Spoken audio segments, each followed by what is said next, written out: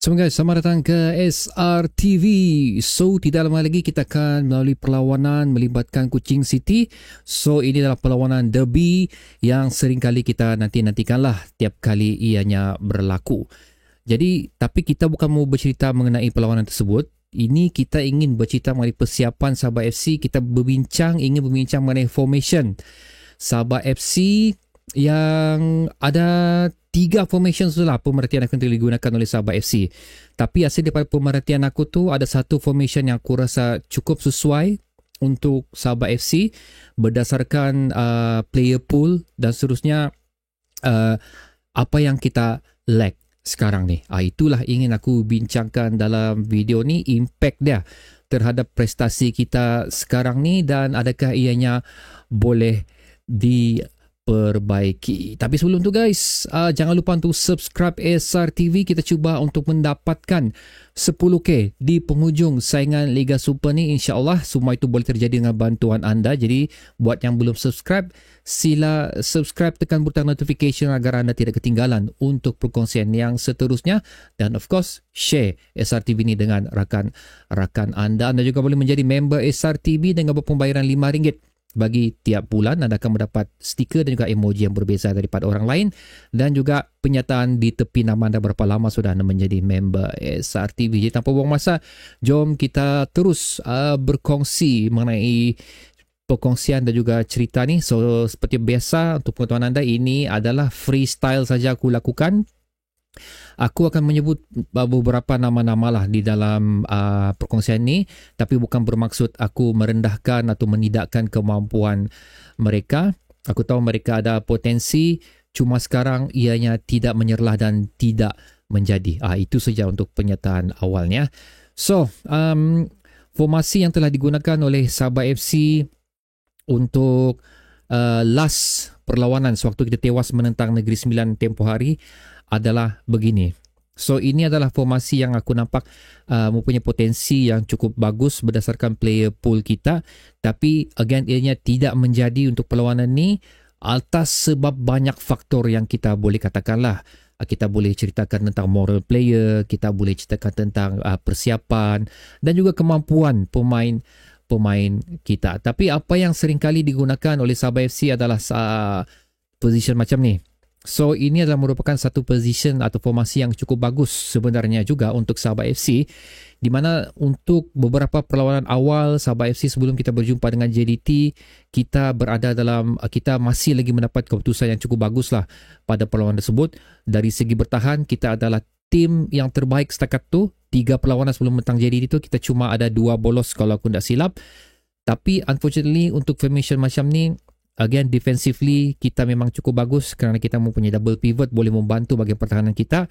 Cuma apa yang kita kurang untuk formation ni adalah dari segi bahagian serangan kita, kerana kita juga tidak dapat menjaringkan gol dengan jumlah yang sebanyak yang mungkinlah untuk 3 perlawanan tersebut. Ini benda yang aku ceritakan di sinilah, di mana kalau kamu tengok di sini, seperti aku sentuh tadi, defensively kita cukup bagus kerana mereka perlu menembusi Pelicanos dan juga Gary sebelum berhadapan dengan 4 defender kita, dan ianya telah dilakukan dengan baguslah. Unfortunately, sekali aku katakan, di sini tidak wujud link up di antara midfield dan juga attacking force kita, kerana aku sekali lagi merasakan keberadaan Wilkin.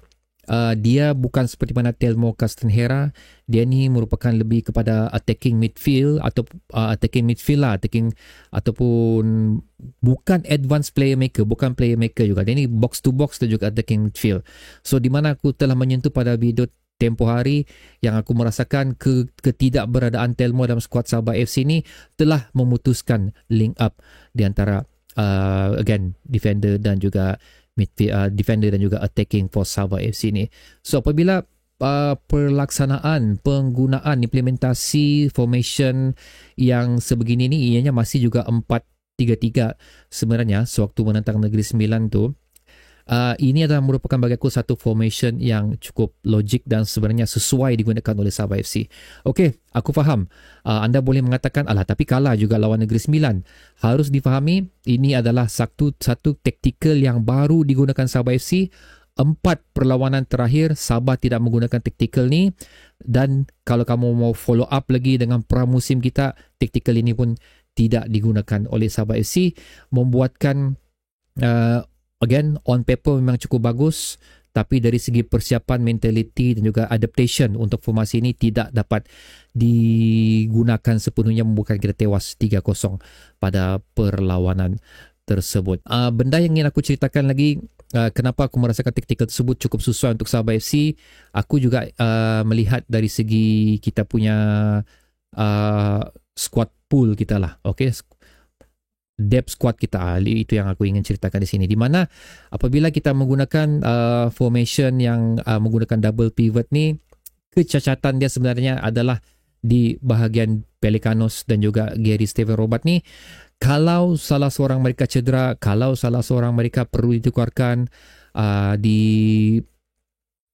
perlawanan, kita tidak ada dedicated player yang boleh beraksi di defensive midfield ni, membuatkan aku merasakan that's why kenapa sekali lagi penggunaan taktikal yang ini agak logik. Kerana kalau kamu tengok dari segi depth squad Sabah FC, ini yang sebenarnya aku ingin sangat berkongsikan kepada kamu, adalah boleh melakukan pertukaran di antara Gary dan juga Pelicanos. So, bercerita mengenai formation yang lain juga, unfortunately untuk musim ni depth squad kita atau squad pool kita tidak cukup bagus sebenarnya, di mana kalau kamu tengok di sini bahagian Wilkin dan juga Sifu tidak ada dedicated player yang boleh betul-betul beraksi di formation tersebut, dan seterusnya bagi bahagian defender Gaby dan Dominic, hanya Ra Wilson saja yang cukup layak untuk berada di position tersebut untuk mengganti mana player ni. Tapi jika kita tengok pula bahagian sini, cukup bagus sebenarnya, kerana Daniel Ting, rotation Dinesh, Ingham, rotation Harit berdasarkan squad list Sabah FC ya. Cuma apa yang kita perhatikan di sini adalah pengganti untuk Daniel Ting dan juga Ingham ni tidak cukup konsisten, belum cukup meyakinkan. Dikatakan lebih lagi kita menyentuh untuk Harit sini yang baru saja dialihkan ke position wing back. Sebelum ni dia beraksi di bahagian atas. So ini adalah formation baru untuk beliau, tapi tidak diguna pakai sepenuhnya lah. Jadi impact untuk kesemua ni sebenarnya adalah satu yang aku perhatikan di sini, adalah sini yang paling ketara adalah Ingham. Berapa kali ucap adalah ni. So Ingham adalah merupakan satu pemain import yang setakat 5 perlawanan ni tidak membuahkan hasil, tidak memberikan hasil seperti mana kita inginkan selaku pemain import. Dikenakan lagi pemain gantian beliau juga, Harit, tidak begitu konsisten diturunkan dan belum boleh dikatakan mampu untuk mengisi kekosongan tersebut, membuatkan tidak ada perlawanan di position ni, tidak ada perlawanan sihat di antara kedua-dua player ni yang memberikan Ingham cukup selesa untuk berada di sini. Sekiranya seperti dulu, contoh kita ada Riza Ghazali, kita ada Minko.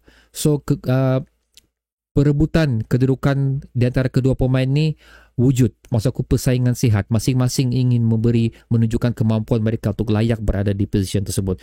So mana-mana player digantikan, mereka ingin memberikan 100% terbaik agar mereka terus untuk dimasukkan ke dalam starting 11 seterusnya. Tapi again untuk sini tidak wujud benda tu, kerana again Harit adalah merupakan position baru dan belum mencapai level untuk mengganti Ingham.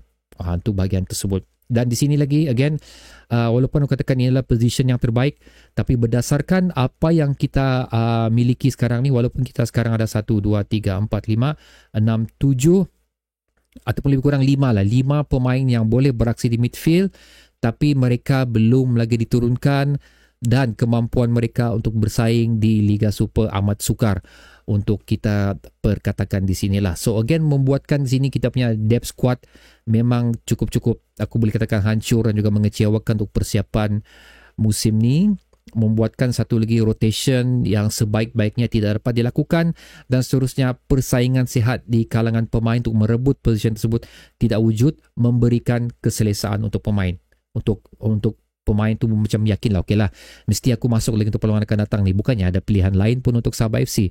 So kita again lah, kita punya atmosphere dalam Sabah FC ni tidak seperti 3 musim lepas, di mana sering kali ada perebutan untuk bahagian-bahagian tertentu Sabah FC. Itu membuatkan tiap pemain yang turun akan memberikan 100% agar mereka terus dipilih untuk perlawanan yang akan datang. So seperti mana aku katakan pada kamu juga, walaupun formation ni bagi aku cukup logik dan perlu diteruskan untuk perlawanan yang akan datang, kerana ianya satu formation yang baru untuk kita dan aku nampak potensi formation ni. Satu lagi yang saya ceritakan di sini adalah it's about time lah untuk meletakkan Darren Lock as kita punya main striker di bahagian hadapan, since Munyajic pun tidak memberikan apa-apa impact.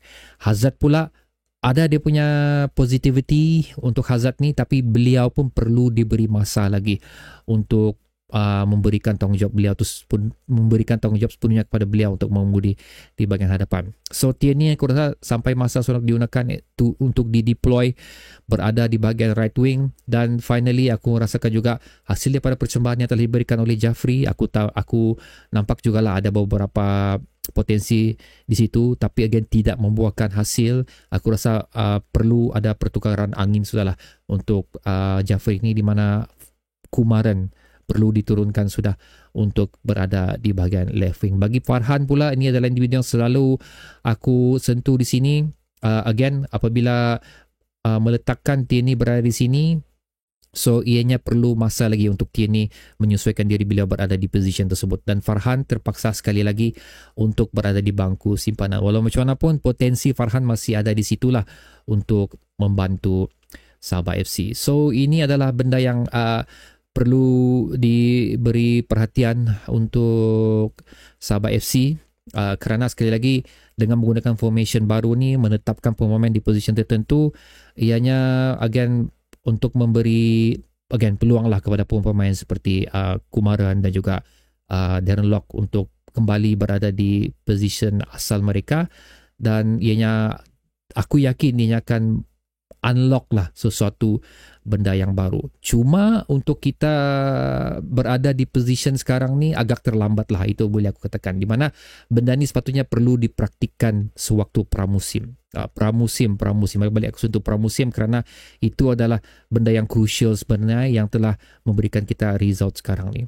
Untuk Sabah FC, this is not about winning sekarang ni, this is about survival sudah. Survival untuk Sabah FC, di mana kita perlu untuk kembali ke bilang orang kembali ke dewan lah. Okey, dewan tu maksudnya bukan dalam dewan, tapi kembali ke hari pertama untuk Sabah FC, merombak kembali, melihat kembali apa yang kekurangan dalam Sabah FC ni, dan of course seterusnya untuk menetapkan apa sebenarnya identiti untuk Sabah FC ni. Kerana sekarang ni kita tidak mempunyai identiti kita, bagaimana corak permainan kita, siapa kita. Itu yang tidak ada untuk Sabah FC ni. Benda ni aku sentuh kerana kita bakal sekali lagi mengharungi perlawanan tentang Kuching City. Aku tertarik dengan satu perkongsian dikeluarkan oleh Suria FM. Dia bertajuk Malapetaka menanti Sabah FC jika masih kekal dengan strategi lapuk berdepan dengan Kuching City, di mana benda ni aku akan kongsikan kamu di video seterusnya. So untuk tu aku telah memulakan perkongsian dengan inilah untuk mengaitkan video tersebut. So strategi lapuk, apa yang aku share dengan kamu adalah merupakan satu strategi baru yang telah kita gunakan sewaktu penentang Negeri Sembilan. Again, walaupun kita tewas, tapi aku nampak potensi dari situ. Dan kita tewas, kenapa? Pasal ianya ada satu strategi yang baru, dan aku yakin dia boleh mengubah Sabah FC 20 yang akan datang. Sekali lagi kena ingatkan, kita sekarang berada di survival mode untuk Sabah FC. So bagaimana pula pendapat anda untuk perkongsian ini guys? Adakah anda mempunyai idea yang lain untuk formation Sabah FC ini, di mana ianya lebih sesuai untuk pemain kita? Letakkannya di ruang komentar di bawah. Bertemu lagi di video seterusnya. Assalamualaikum.